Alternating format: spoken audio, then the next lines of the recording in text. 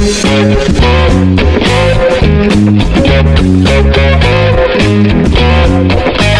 presidente dos Estados Unidos apresentou um suposto plano de paz para tentar resolver a disputa territorial entre Israel e Palestina. Ele chamou a tentativa de acordo do século. O ainda primeiro-ministro de Israel, Benjamin Netanyahu, aprovou o acordo. Já os palestinos rejeitaram mesmo antes da apresentação oficial. Esse é o nosso tema do E Eu Com Isso de hoje. Vamos entender quais os principais pontos desse acordo, se ele é justo com os dois lados. Esse é o podcast do IB, Instituto Brasil-Israel. Eu sou a Marília Neustein, jornalista e colaboradora do IB. E eu sou a Anita Efraim, jornalista, e já falando diretamente de Santiago do Chile, de onde vocês vão me ouvir pelos próximos vários meses. Nossa convidada hoje é a Natália Narras Kalfat. Ela é doutoranda em Ciência Política na USP, membro do grupo de pesquisas do Oriente Médio e do mundo muçulmano da mesma universidade. Natália, muito obrigada por ter aceitado conversar com a gente, por ter ido até aí no estúdio para a gente trocar essa ideia sobre esse plano mirabolante do presidente Donald Trump. Obrigada a vocês, Anita, Marília, pelo convite e obrigada pela disposição em discutir um tema tão premente e tão sensível também. Bom, começa contando para a gente, então, Natália, quais são os principais pontos desse acordo feito pelo presidente dos Estados Unidos, Donald Trump? Então, o chamado Paz para a Prosperidade, esse acordo que foi publicado no dia 28 de janeiro, agora no comecinho de 2020, é um plano que já vem sendo trabalhado e desenhado nos últimos 3 anos. Ele foi apresentado pelo conselheiro sênior da Casa Branca, que é o Jared Kushner, que teria sido o principal elaborador ou que desenhou os principais temas e pontos desse plano. É um plano relativamente extenso, né? São 181 páginas que versam sobre diversas questões, mas principalmente o plano foi apresentado no sentido de ser uma solução ganha-ganha, uma solução de 2 estados que fosse, digamos, boa para os 2 lados e que fosse fundamentalmente realista. E eu queria chamar a atenção para esse elemento apresentado pelas lideranças americanas e também israelenses de ter sido um plano, então, realista e viável no solo. Bom, fundamentalmente, a ideia aqui seria, além de pensar no que já acontece na realidade palestina, é também a manutenção ou a garantia da segurança israelense como um dos principais pontos para o plano. Então, assim, falando um pouco dos principais elementos que chamam a atenção se a gente for analisar o plano como um todo, né? Então, em primeiro lugar, é um redesenho das fronteiras, sobretudo em torno da Cisjordânia ocupada. Só um minutinho, deixa eu te interromper. A gente fala muito, né, quando a gente fala de 2 estados, das fronteiras de 67, né? Então, se você puder explicar um pouquinho o que difere disso, já que você vai falar da Cisjordânia, né? O que esse plano difere de Oslo, Oslo 1 e Oslo 2, né? Uhum. Então, eu acho que fundamentalmente aqui, Oslo e outros acordos que foram traçados, inclusive em 2000, ou outros proto-planos de paz, eles consideram atores internacionais, consideram as lideranças palestinas também, que são efetivamente consultadas. Então, quando a gente pensa nas fronteiras de 67, é um marco, digamos, no direito internacional, de que as fronteiras estabelecidas após a Guerra de 67 seriam, portanto, as fronteiras efetivamente... É a partir dali, como se fosse um ponto de partida. Um ponto de partida para que a partir dali a gente... essas seriam, digamos, as fronteiras minimamente aceitas pelos palestinos. Então, as fronteiras minimamente aceitas pelos palestinos para qualquer processo de negociação. Eu acho que a diferença fundamental aqui é que essa premissa do direito internacional ou do que as resoluções avançaram desde então não é uma premissa aceita pelo atual acordo. Então, o desenho de grandes parcelas, o redesenho de grandes parcelas de terra na Cisjordânia, que consideram os assentamentos israelenses na Cisjordânia, ela é dentro das fronteiras de 67. Então, se a gente for considerar, é basicamente 30% do território circulado nas fronteiras de 67 que passam, então, a ter autonomia israelense direta. Natália, são como se fossem ilhazinhas, né? Os territórios dados aos palestinos, eles não têm uma conexão territorial, não tem uma extensão, né? Eles são ilhas e aí no meio tem um assentamento israelense e aí as ligações seriam por túneis, tem toda uma coisa complexa assim, em vez de ter uma unidade, né? Do que seria essa parte palestina do acordo, né? Isso.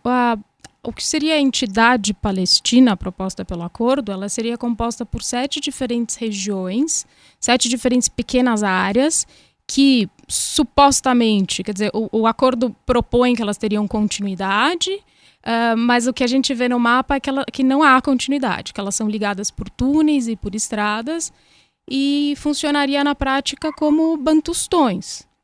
Na prática, o que a gente vê é que, em primeiro lugar, não há autonomia para essa chamada entidade palestina, não há um caráter estatal em si, e isso só seria alcançado após um período de 4 anos, posto que uma porção de condições fossem cumpridas pelos palestinos. Então, e aí isso inclui controle territorial, controle marítimo, controle da esfera eletromagnética, e autonomia, basicamente, é dada ao governo israelense.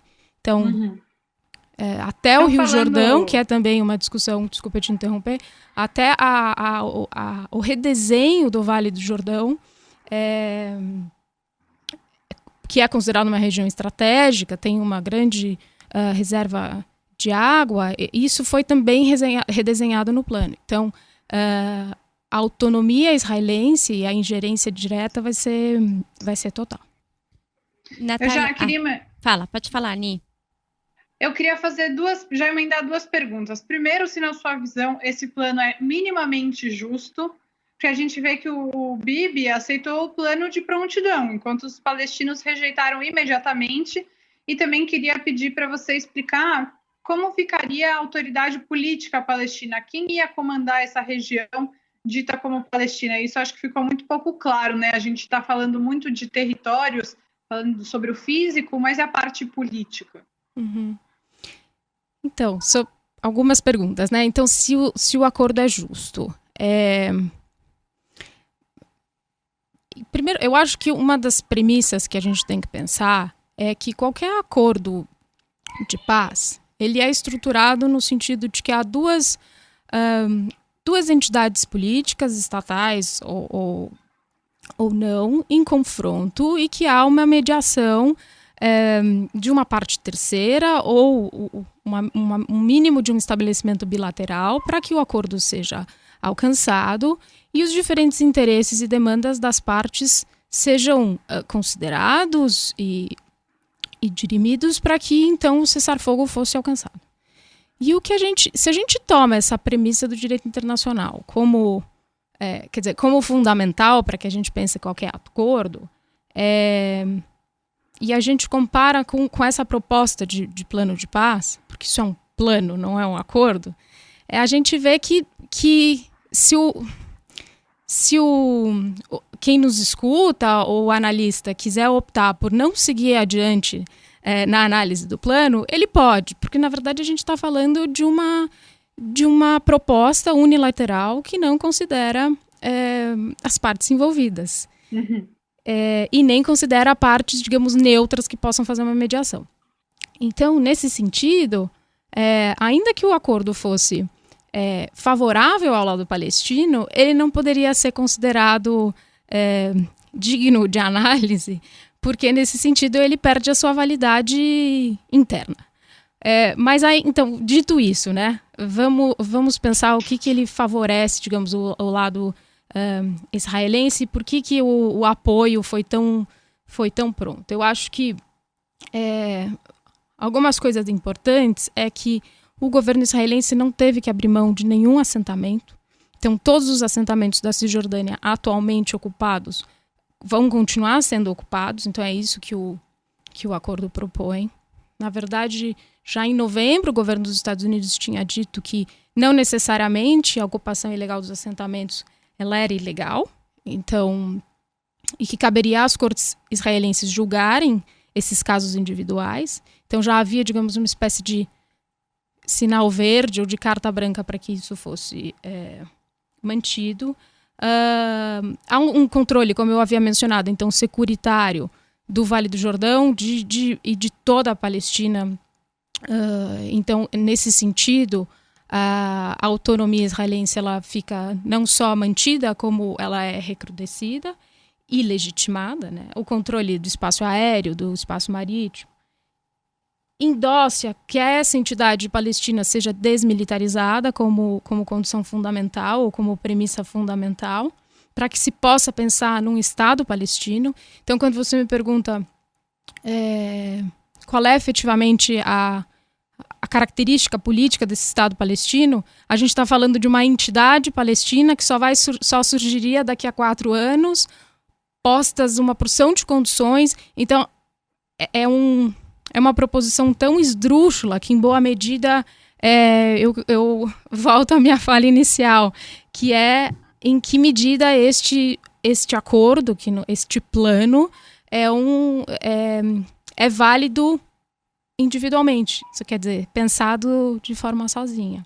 Natália, você falou no começo, na sua introdução, de um caráter pragmático, né? Você não usou essa palavra, você falou realista, né? Num caráter realista, né? Que foi uma coisa muito que o próprio presidente americano falou, e o que a gente escuta da narrativa israelense é que é o que vai, depois desse, não terá outra possibilidade, né?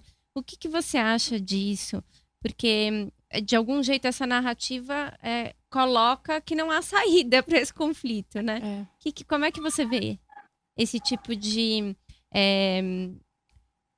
afirmação peremptória, né? Ou é agora, essa é a última chance, coisas desse tipo, né? O caráter realista tem justamente a ver com isso. Quer dizer, as coisas estão do jeito que estão e há uma normalização da ocupação. E há uma legalização de movimentos anteriores que são ilegais, e aí se pensa isso como um ponto de partida dali para frente, ignorando as diversas resoluções da ONU, ignorando as diversas manifestações de organizações multilaterais, ignorando todo o próprio movimento interno dentro da Casa Branca e também de radicalização do Netanyahu nos últimos anos. Então,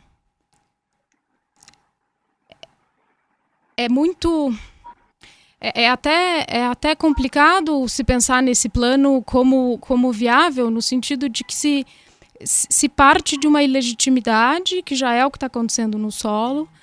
A reação internacional, na minha compreensão, apesar dela estar sendo bastante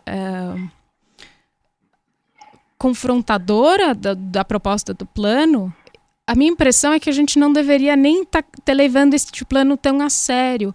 E eu tenho exatamente essa percepção sobre o assunto. Você tem mais visibilidade até do que deveria ter. Totalmente, me parece uma coisa totalmente esdrúxula. E eu queria te perguntar, Natália... Porque a normalização, né? A normalização de um movimento que vem sendo ilegal, condenado pelo direito internacional, pela comunidade internacional, e parece que isso não é relevante. Parece que o que importa uma frase muito famosa é que a paz a gente faz com o nosso inimigo, né? Com os amigos você não precisa fazer paz, mas parece que não dá para chamar isso de acordo de paz, porque parece que Israel não teria que fazer absolutamente nenhuma concessão. Então, justamente a minha pergunta para você é se tem efetivamente alguma vantagem para o lado palestino nesse suposto plano de paz.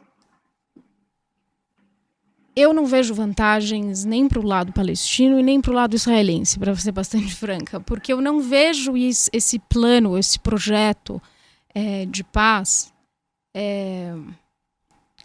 como vantajoso, porque nem para os israelenses, no sentido de que isso me parece que vai fomentar uma escalada e uma radicalização e uma oposição interna que, apesar disso gerar ganhos eleitorais, a gente pode falar sobre isso, inclusive ser manipulado pelo discurso do Netanyahu, essa narrativa mais religiosa, misturada com a política, em que momentos isso dá um reforço para o pleito eleitoral do Netanyahu, mas ainda assim eu vejo uma escalada de violência como uma boa possibilidade do que pode acontecer como consequência do plano. A gente já vê a Rua Árabe mostrando várias manifestações, gás lacrimogênio e os soldados nas ruas. Então, assim, eu não acho que é um cenário alarmista, no sentido de que eu acho que é bastante difícil que esse plano... difícil fazer previsões, mas num certo sentido, não sei se é provável que esse plano seja levado a cabo, porque é preciso que a contraparte esteja presente. Ela não estava nem presente na hora do anúncio. E assim, só para completar a questão das vantagens, né? Fiquei pensando, boa parte do acordo ele é composto de anexos. E esses anexos, como boa parte dos acordos também, fala sobre fortalecimento da infraestrutura, criar uma economia mais dinâmica, capacidade de construção de instituições estatais ou proto-estatais, transparência. E se a gente fosse pensar em algum lado bom, entre muitas aspas, do acordo, seria esse tipo de esforço. Agora, o que eu fico me perguntando primeiro, sobre quais condições isso parte, porque isso já parte de uma premissa de uma desigualdade de relações extremamente grande e de condições que são impostas para essa chamada entidade palestina muito cerceadoras. Então, eu não vejo como isso pode ser um elemento bom. Quer dizer, o que eu quero deixar claro é que já há uma assimetria de poder no solo, há uma assimetria de poder no projeto proposto, no plano de paz proposto. Então, se a gente parte dessas premissas, não há como pensar em transparência das instituições estatais como se fosse ignorando, digamos, as premissas que isso que vêm acompanhadas ou que antecedem, na verdade, essas novas essa capacidade de infraestrutura e assim por diante. Agora, outra opção é pensar, então, como isso poderia fortalecer as lideranças árabes, como isso poderia fortalecer a causa árabe, como isso poderia fortalecer a comunidade internacional no sentido de pensar que situação que vivem os palestinos hoje. Mas a que custo, né? A que custo para os palestinos? Então, é muito difícil pensar em elementos otimistas do plano. Natália, também estou cheia de perguntas. Não sei se a Anitta também está sentindo isso, aquela formiguinha, né, Anitta? Enquanto ela vai falando, a gente vai pensando em mil coisas. Mil coisas. Primeiro, a gente aqui no IB fala muito da sociedade civil israelense, né? A gente faz uma distinção muito forte entre o governo israelense e a sociedade civil. Queria que você também pudesse contar um pouquinho para a gente como é hoje a sociedade civil palestina, em que maneira ela está retratada, né? Você tem falado da entidade palestina, a gente sabe também que o governo palestino é dividido em dois, né? Tem a liderança de Gaza, a liderança na Cisjordânia. De que maneira, como a sociedade civil palestina vê esse tipo de acordo? Ela está cansada da situação que existe hoje? Ela quer mesmo resolver? Ela acredita num Estado binacional, né? Imagino que deva ter tudo isso junto, mas a gente tem pouca informação do que pensam a sociedade civil palestina. E a outra coisa que eu queria te perguntar é sobre se deveria ter um outro agente internacional nessa mediação, né?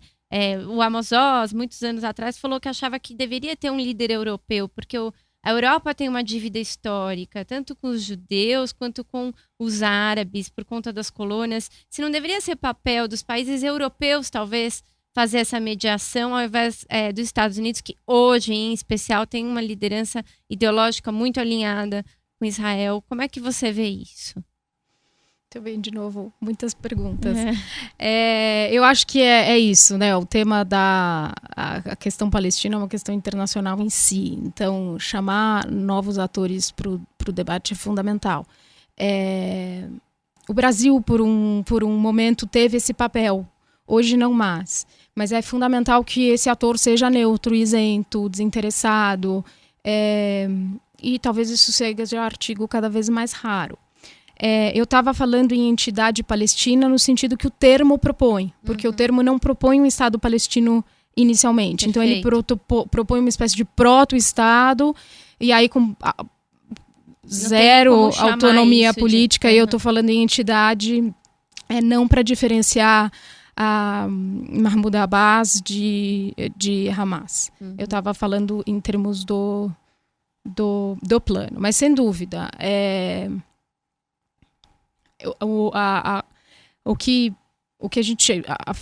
uma das formas de analisar a diferença entre a sociedade palestina é talvez a quase escassez de alternativas para lidar com essa questão e para se representar politicamente e para ter uma saída para o conflito. Então, a radicalização foi quase como que uma saída, foi quase como uma resposta à aceleração dos assentamentos ano após ano, que hoje crescem 4 vezes mais do que a própria população israelense.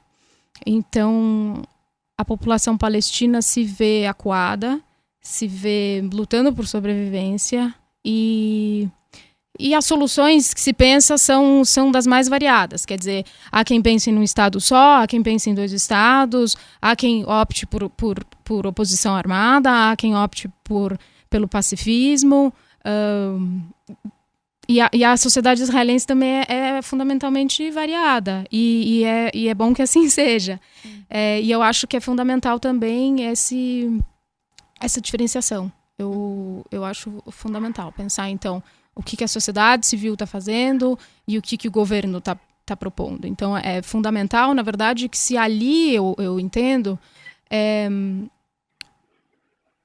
projetos que, então, por exemplo, se oponham a esse projeto com parcelas da sociedade civil israelense que sejam progressistas e que sejam contra o plano ou que queiram, fundamentalmente, uma solução para a questão palestina que seja inclusiva, ampla, pacífica.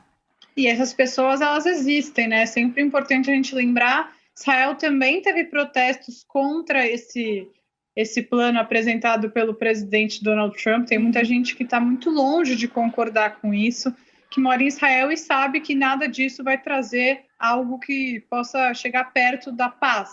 E o que eu queria te perguntar, Natália, é justamente sobre a ideia do Trump de apresentar um plano tão desigual. Ele já sabia que isso ia ser rejeitado, não sabia? Não era algo muito óbvio? O que pode ter por trás dessa ideia de você mostrar um projeto que você tem certeza que não vai ser aceito por um dos lados? Eu fico questionando muito se o objetivo da apresentação do plano é que ele seja aceito de forma multilateral e plural.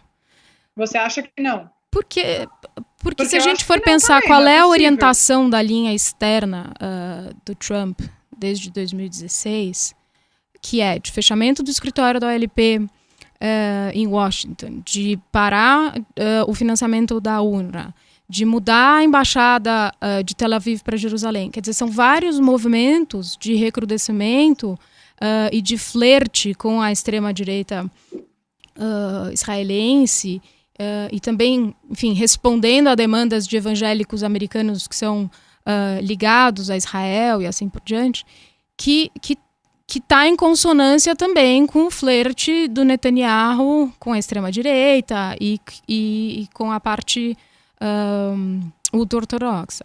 Então, me parece nesse sentido que é um plano que atende, então, os constituintes de ambos os lados, ainda que ambos os lados estejam enfrentando, digamos, processos de impeachment e sendo indiciados por corrupção.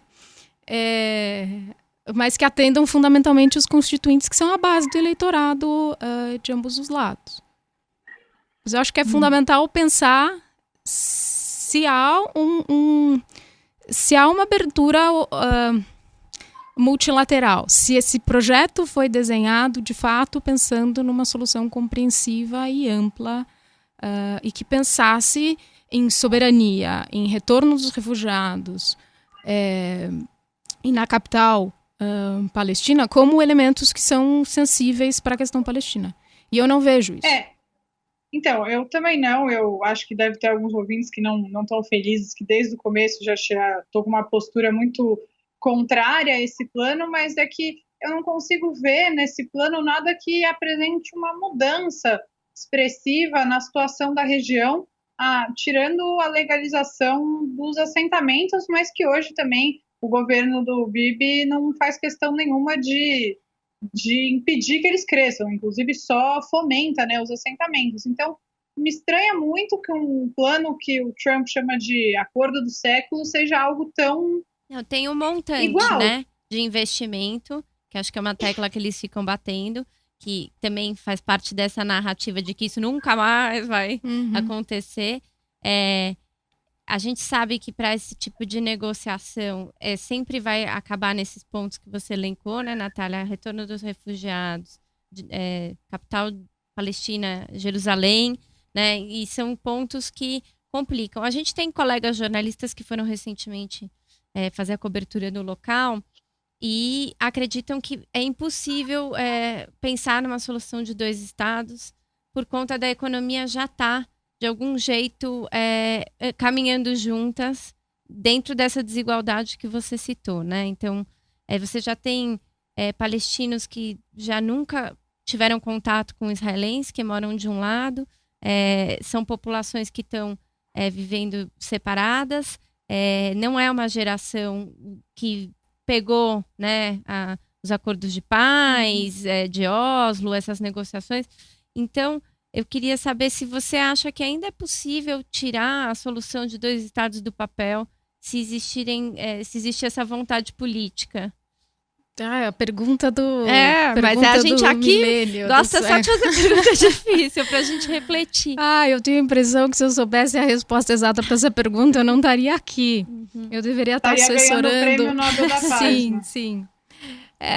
Acho que há várias coisas para a gente pensar. Uma delas é que também essa normalização dos assentamentos, que então permite e regulariza esses 30% de terra na Cisjordânia, que seriam, então, das terras de 67, que estão agora,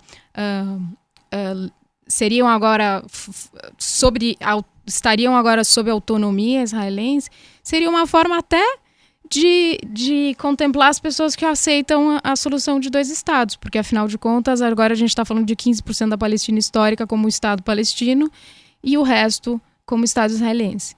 Então, há várias formas de contemplar até quem acredita em 2 estados, mesmo que a gente mesmo que o plano dê para os palestinos o mínimo do mínimo. É a pergunta mais difícil que tem. Mas, na sua opinião, você acha que um Estado binacional é um plano que faz mais sentido do que ou mais realista, para usar uma palavra que você usou? Quando eu usei a palavra realista, eu estava usando de uma forma super crítica, né? E aqui pensando o que é factível para a solução. É possível que a solução de um Estado só seja a solução mais factível, dado o grau de entrincheiramento e dos assentamentos e do grau de enclave desses grandes bantustões dos assentamentos. Então, qualquer solução de 2 estados hoje, ela vai, na verdade, recortar tanto.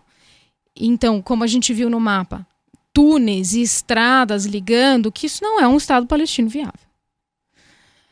Então, nesse sentido, pensar isso como solução de 2 estados não me parece factível. É factível voltar para as fronteiras pré-67, mas aí eu iria mais além, porque apesar do direito internacional estabelecer as fronteiras de 67 como norma, elas não são as fronteiras de 45 e elas não são as fronteiras de 48. Então a gente tem um movimento de diminuição paulatina do que se considera Estado palestino. Então a gente consideraria as fronteiras de 45, as de 47 para 48, ou a gente consideraria as de 67. As de 2020, a gente está falando de 15% da Palestina histórica. Então, talvez para encurtar a minha resposta aqui, a forma que os assentamentos israelenses estão presentes no território do que é chamado Palestina histórica inviabiliza qualquer Estado palestino soberano. Não há a menor vontade política do governo israelense de retroceder e nem dos colonos israelenses de retroceder nem a 67, muito menos a 47. Nesse sentido, pensar num Estado único talvez seja uma única solução viável. Mas quais seriam as condições necessárias para se pensar num Estado único, um Estado binacional ou plurinacional, se a gente está pensando no Estado judeu? Pensar em Israel como Estado judeu. Então, essas coisas não conversam. Então, fundamentalmente, como a gente estava falando em premissas, é preciso que uma porção de outras medidas sejam tomadas para que a convivência pacífica e integradora, numa forma até de partilha de poder, ou que quer que possa ser desenhado, considere, então, as diferentes parcelas. Eu vou fazer aqui o papel da advogada do diabo. Que eu nem sou uma jornalista que tem essa vocação ou habilidade, mas aqui pensando um pouco, porque a gente escuta muito a narrativa do lado israelense, né? Quando a gente fala de normalização, você acha que, enfim, a gente já entendeu que, de algum jeito, os assentamentos são normalizados, a ocupação é normalizada. Você acha que existe por parte, especialmente de uma esquerda, tá? Eu sei que esse termo não é melhor, uma normalização também de ataques terroristas, que podem ser chamados de movimentos de resistência? Você diz da esquerda, do que você está chamando de esquerda palestina? Não, eu digo da esquerda de opinião pública mundial, entendeu? Do tipo assim, a gente entende que existe uma assimetria do conflito, mas, de algum jeito, os ataques que são cometidos, os foguetes que caem no sul de Israel, eles não são vistos mais pela opinião pública mundial como ataque terrorista, e sim como falta exatamente, atos de resistência. Você acha que isso, de algum jeito, acirra cada vez mais esse conflito? Qual a sua opinião? Sim e não, porque eu acho que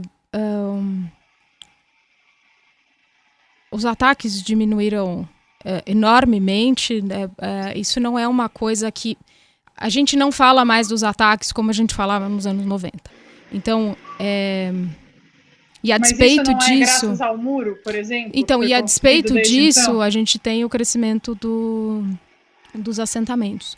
Mas eu concordo com você que digamos, a esquerda mundial usa a narrativa da resistência de forma a legitimar, então, tanto o BDS quanto a resistência armada como a única forma, cada um dentro da sua leitura, como a única forma de resistir ou de confrontar uma opressão.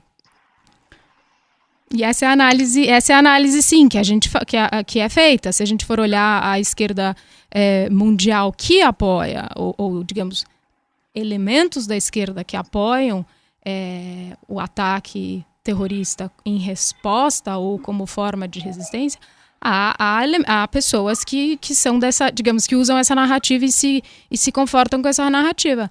Mas há vários outros movimentos pacifistas e há várias outras formas de discurso, inclusive o BDS, que não é violento e nem apoia os ataques.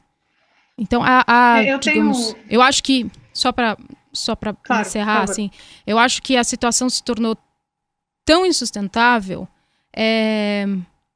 que, infelizmente, há várias formas de se pensar ou há várias há várias leituras ou há várias narrativas que são apoiadas por determinados setores mais ou menos violentas. Mas eu acho que o fundamental aqui seria a gente pensar numa solução a longo prazo e que então eliminaria o discurso violento por completo. E eu não vejo, por exemplo, essa proposta de plano de paz caminhando nesse sentido. Então, eu estou de acordo com você que há a apropriação ou a releitura de movimentos de ataques violentos como, digamos, freedom fighters, ou isso é um movimento na história. E que apoia, inclusive, outras narrativas na própria região. Mas eu não vejo esse plano caminhando para uma solução ampla e caminhando para uma solução inclusiva e pacífica que respeite, enfim, o direito de autonomia dos palestinos e de autodeterminação dos povos, que é um direito do direito internacional, que é uma norma do direito internacional. Acho que fica muito claro, né, que esse é um episódio do nosso podcast muito diferente de outros que a gente já fez. Acho que você, Natália, a primeira pessoa que a gente conversa que é tão mais próxima, vamos colocar nesses termos, mas do outro lado do que do nosso, né, da narrativa palestina, em vez da narrativa judaica israelense. E eu também queria, então, aproveitar essa oportunidade para questionar como é a sua visão em relação ao governo palestino hoje, assim, falando majoritariamente sobre Mahmoud Abbas, que ainda tem muito mais espaço para o diálogo do que o Hamas, que está na faixa de Gaza. Qual que você acredita que é a abertura desse governo palestino para a paz, para um acordo que a gente consiga chegar na paz efetivamente, que seja um Estado binacional ou, enfim, talvez uma solução de 2 estados, aí dependendo das fronteiras antes de 67, antes de 48? Como você vê essa abertura de diálogo com quem está no poder hoje? Então, você falou de mais próxima ao lado da narrativa palestina ou mais próxima da narrativa israelense, né? Eu queria estar aqui como mais próxima da narrativa humanitária. E era isso que eu é assim que eu acho que as coisas devem ser lidas, sabe? Porque se a gente for pensar, você me perguntou então do Mahmoud Abbas. Há uma crítica dentro então, assim, olhando dentro da perspectiva palestina, há uma crítica às lideranças locais que acabaram cedendo acordo atrás de acordo por migalhas, e que cada vez mais a Palestina histórica foi sendo então desmontada, e cada vez mais o que foi sobrando por um futuro Estado palestino era ínfimo. As condições cada vez mais cerceadoras, a autonomia cada vez menor, acesso aos recursos hídricos diminuindo. Então agora esse plano do Jordão, por exemplo, Israel teria total autonomia sobre o Vale do Jordão, que é uma área de agricultura palestina, mas os palestinos poderiam acessar suas produções de agricultura, mas ao mesmo tempo seria... você imagina que situação de autonomia seria essa? Então, enfim, dentro da crítica palestina há um movimento de esvaziamento da autonomia política palestina. E a crítica é que, acordo atrás de acordo, as autoridades acabaram cedendo. E isso informa muito a narrativa do Hamas, que acaba, então, se radicalizando, encontrando quase que um nicho político de palestinos que não viam mais na opção pacífica uma opção viável, porque, afinal de contas, a gente estava falando de pessoas que tinham um bloqueio de água, céu e terra, que viviam com condições de sobrevivência extremamente debilitadas e que estavam mais preocupados em sobreviver. Então, assim, grandes acordos de paz não faziam sentido no nível mais micro, mais local. Então, essa narrativa mais radicalizada captura boa parte, ou não queria entender isso como um movimento de um lado só. Eu acho que a população também se vê, entende a solução passada, parte da população, e aí eu quero dizer parte minoritária da população, vê a solução passada pelo conflito armado por falta de alternativa viável e por fracasso de acordos de paz décadas atrás de décadas. Então é isso que informa, digamos, então, a narrativa do Hamas mais radicalizada. Mas a maioria da população palestina quer uma solução democrática para o conflito e quer uma solução democrática para a questão palestina. E ela tem que passar por uma solução democrática. Tem que passar por uma solução pacífica. Queria agradecer a sua presença, Natália. Obrigada a vocês. As portas estão abertas aqui sempre. Vamos convidar outras vezes, né? Queria dizer aqui que a gente fez nosso melhor, né, Anitta? Faltou aqui especialista de relações internacionais, porque, digamos assim, que o nível estava muito alto para a gente conseguir fazer boas perguntas, né? Faltou aqui Daniel, Michel, Rafael, vocês, hein? Mas é sempre uma oportunidade muito legal a gente conversar com pessoas que têm, acho que, uma questão de perspectiva de vivência, né? Uma vivência diferente da nossa e que é enriquecedor a gente poder trocar essas ideias sempre de uma maneira aberta, independente de discordâncias. Discordâncias sempre podem existir, mas essa oportunidade de a gente conversar de forma tão ampla é muito enriquecedora para todo mundo. Então, Natália, a gente agradece demais pela sua participação, a sua disponibilidade e com certeza os convites futuros virão. Obrigada a vocês pelo convite e fico feliz com essa possibilidade de diálogo aberto. Eu acho que todos somos do diálogo humanista, eu acho que a ideia é essa. Obrigada, Anitta, obrigada, Marília. Até a próxima. Até.